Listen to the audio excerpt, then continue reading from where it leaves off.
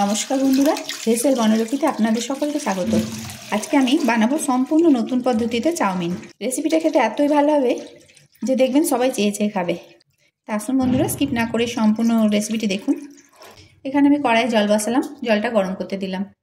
দেখুন বন্ধুরা, জলটা গরম হয়ে গেছে।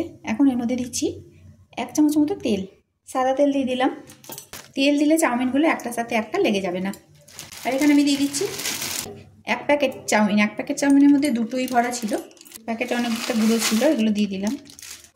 আর এই চাউমিনের মধ্যে দিয়ে দিচ্ছি 2টো টমেটো, ছোটো সাইজের টমেটো, 2 প্যাকেটের জন্য 2টো দিলাম। দিচ্ছি 2টো শুকনো লঙ্কা,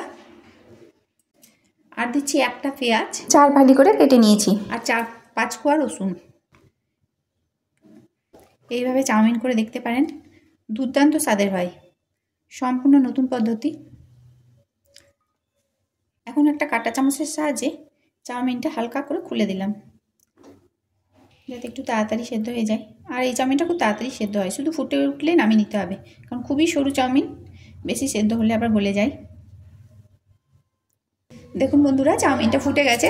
এখন আমি গ্যাসটা বন্ধ করে দিচ্ছি, কারণ চাউমিনটা এর থেকে বেশি সেদ্ধ করলে চাউমিনটা গলে যাবে।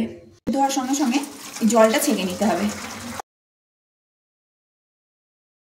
এখন সঙ্গে সঙ্গে চাউমিনের ওপর ঠান্ডা জল ঢেলে দিচ্ছি, ঠান্ডা মানে নর্মাল টেম্পারেচার জল, তাহলে চাউমিনটা একটার সাথে একটা লেগে যাবে না। এভাবে কাঁটা চামচ দিয়ে সরিয়ে সরিয়ে পুরো চাউমিনটাকে নর্মাল জল ঢেলে দিচ্ছি।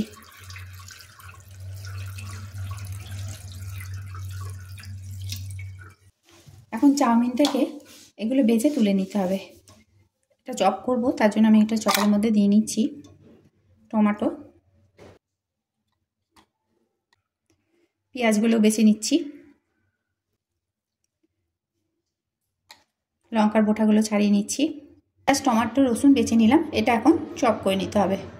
ঠান্ডা জল ঢেলে দেওয়ায় এটা বাছতে কোনো অসুবিধা হয় না। আর এইভাবে চাউমিনগুলো একবার এইভাবে উলট পালট করে দিলাম, তাতে চাউমিনগুলো একটার সাথে একটা লেগে যাবে না। ঠান্ডা জল ঢালা হয়েছে। চাউমিন বানানোর জন্য কিছু সবজি কেটে নিয়েছি। 2টো গাজর এরকম লম্বা করে কেটে নিয়েছি, 1টা আলু লম্বা লম্বা করে কেটে নিয়েছি, আর 1টা ক্যাপসিকাম এরকম লম্বা করে কেটে নিয়েছি, আর নিয়েছি 1টা পেঁয়াজ। পেঁয়াজটা খুবই পাতলা করে সরু সরু লম্বা করে কেটে নিয়েছি। এখন আবার কড়াই গরম করে কড়াইয়ে দিচ্ছি অল্প তেল, 1 চামচ মতো দিলাম। আর এদিকে নিয়েছি 2টো ডিম। 2টো ডিমের মধ্যে সামান্য লবণ দিয়ে ডিমটাকে খুব ভালোভাবে ফেটিয়ে নিচ্ছি। আর ডিমটা ফেটানো হলে এই তেলের মধ্যে ডিমটা দিয়ে দিচ্ছি।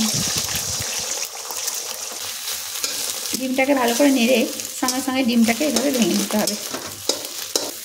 ফুর্তি করে একটু এইভাবে চেপে দিলেই ডিমটা ভেঙে যাবে। ডিমটা ভুজি করা হয়ে গেল, এরকম ছোট ছোট করে ভেঙে নিয়েছি। এখন এটা তুলে নিচ্ছি।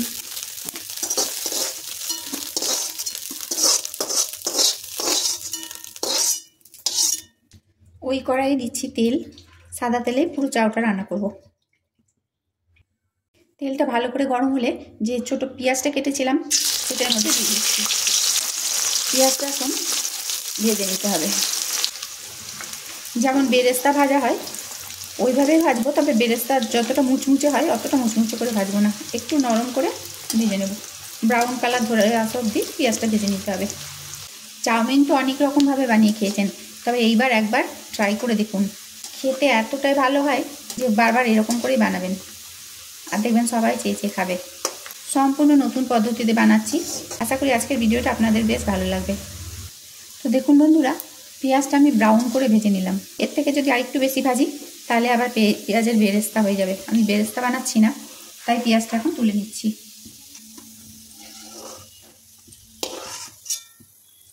মানে পেঁয়াজটা নরম থাকবে কিন্তু মুচমুচে হবে না, সেভাবে তুলে নিতে হবে। এখন ওই তেলে দিচ্ছি 1 চামচ রসুন কুচি। রসুনটা দিলে চাউয়ের টেস্ট খুবই ভালো হয়, তার জন্য রসুনটা অবশ্যই দেবেন। এখন রসুনটা একটু লালচে করে ভেজে নেব, একটু কালার ধরা অবধি রসুনটা ভেজে নিতে হবে। আর রসুনটা ভাজা হলে আপনারা বুঝতেই পারবেন রসুন থেকে খুব সুন্দর একটা সেন্ট বেরোবে। দেখুন বন্ধুরা, রসুনটা এরকম লালচে করে ভেজে নিলাম। এখন রসুন থেকে খুব সুন্দর একটা সেন্ট উঠছে। এখন এর মধ্যে দিয়ে দিচ্ছি কেটে রাখা আলু। আলুটা আগে 1 মিনিট মতো নেড়ে নেব। যেহেতু আলুটা সেদ্ধ হতে একটু বেশি সময় লাগে, তার জন্য আলুটা আগেই দিতে হবে। এতে আপনারা বাঁধাকপি, বিনস, অন্যান্য সবজি অ্যাড করতে পারেন। তো আমি আজকে বাঁধাকপি, বিনস দিচ্ছি না, আমি শুধু আলু, গাজর আর ক্যাপসিকাম দিয়েই বানাচ্ছি। এটাও খেতে খুবই ভালো লাগে। তবে যদি বাড়িতে থাকে আপনারা আপনাদের পছন্দ মতো সবজি অ্যাড করে নিতে পারেন। আলুটা আমি কিছুক্ষণ নেড়ে নিলাম। এখন এর মধ্যে দিচ্ছি কেটে রাখা গাজর। আমি এখানে 2টো গাজর দিয়েছি আর 1টা আলু দিয়েছি। এখন গাজরটা আলুর সঙ্গে কিছুক্ষণ ভেজে নিতে হবে। আপনারা যদি আরও অনেক কিছু সবজি ইউজ করেন তাহলে যে সবজিগুলো সেদ্ধ হতে যেটা যতটা সময় নেয় সেই অনুযায়ী পরপর সবজিগুলো দিতে হবে। এখন এর মধ্যে দিচ্ছি ক্যাপসিকাম। ক্যাপসিকামটা এর সাথে ভেজে নিতে হবে। আর এটা ভাজতে ভাজতে আমি চপারে এগুলো চপ করে নিচ্ছি। আর টমেটোর যে খোসাগুলো ছিল একটু চপ করলে খোসাটা উঠে যাচ্ছে, আপনারা আগেও বার করে ফেলতে পারেন। আমি একটু চপ করে নেওয়ার পর খোসাগুলো বাদ দিয়ে দিচ্ছি। আর সবজিগুলো ভাজতে ভাজতে দিয়ে দিচ্ছি পরিমাণ মতো লবণ। সবজিগুলো এখন ভাজা হয়ে গেছে, সব সবজিগুলো কাটা যাচ্ছে, নরম হয়ে গেছে। এখন যে পেস্টটা করেছিলাম চপারে সেটা এর মধ্যে দিয়ে দিচ্ছি। এখন এটা ভালো করে ভেজে নিতে হবে। স্বাদের ব্যালেন্সের জন্য দিচ্ছি সামান্য চিনি। ইচ্ছা করলে আপনারা স্কিপ করতে পারেন, তবে আমি দিই চাও একটু চিনি, তাতে স্বাদের একটা ব্যালেন্স আছে। দেখুন বন্ধুরা, যে পেস্টটা আমি দিলাম টমেটো, রসুন, পেঁয়াজের, সেটা ভাজতে ভাজতে সম্পূর্ণভাবে শুকিয়ে গেছে। এখন তেলটা পুরো ছেড়ে এসেছে। ঠিক এইভাবেই তেলটা ছাড়িয়ে নিতে হবে, তার মানে খুব ভালো করে ভেজে নিতে হবে। এখন আমি এর মধ্যে দিচ্ছি 1/2 চামচ চিলি সস। যেহেতু চিলি সস দিচ্ছি তাই আমি কাঁচা লঙ্কা দিলাম না, আবার 2টো শুকনো লঙ্কাও পড়েছে, তার জন্য আর কাঁচা লঙ্কাটা ইউজ করলাম না। আপনারা যদি প্রয়োজন হয় তাহলে নিতে পারেন। দিয়ে দিচ্ছি অল্প একটু সোয়া সস, 1 চামচ মতো দিলাম। আর দিচ্ছি টমেটো কেচাপ। যেহেতু 2টো টমেটো দেওয়া আছে তাই এখানে টমেটো সসটা বেশি লাগবে না, আমি এখানে 2 চামচ মতো দিলাম। এখন সসটা খুব ভালো করে সবজির সাথে মিশিয়ে নেব। খুব ভালো করে সবজির সাথে সসটা মিশিয়ে নেওয়ার পর যে চাউমিনগুলো রেখেছিলাম সেদ্ধ করে সেটা এর মধ্যে দিয়ে দিচ্ছি। পুরোটা একসঙ্গে না দিয়ে অর্ধেকটা আগে দিলাম, আগে অর্ধেকটাকে মিশিয়ে নেব, কারণ পরিমাণটা যেহেতু বেশি আছে। একসঙ্গে পুরো চাউমিনটা ঢেলে না দিয়ে যদি অল্প অল্প করে দিয়ে মেশানো হয় তাহলে মেশাতেও খুব সুবিধা হয়। অর্ধেকটা মেশানো হয়ে গেলে এবারে বাকি চাউমিনটা দিয়ে দিতে হবে। এখন চাউমিনটা খুব ভালো করে মিশিয়ে ভেজে নিতে হবে।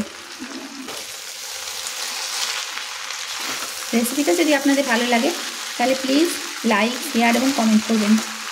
আপনারা কমেন্ট করে জানাবেন এই রেসিপি আপনাদের কেমন লাগলো। আপনাদের একটা কমেন্ট আমাকে আরও উৎসাহ দেবে রান্না করতে। গ্যাসের ফ্লেম এই সময় হাই করা আছে, কারণ অল্প আছে চাউমিন ভাজলে চাউমিনটা অনেক সময় গলে যায়। এইভাবে চাউমিন করলে একবারে ঝুরঝুরেও হবে।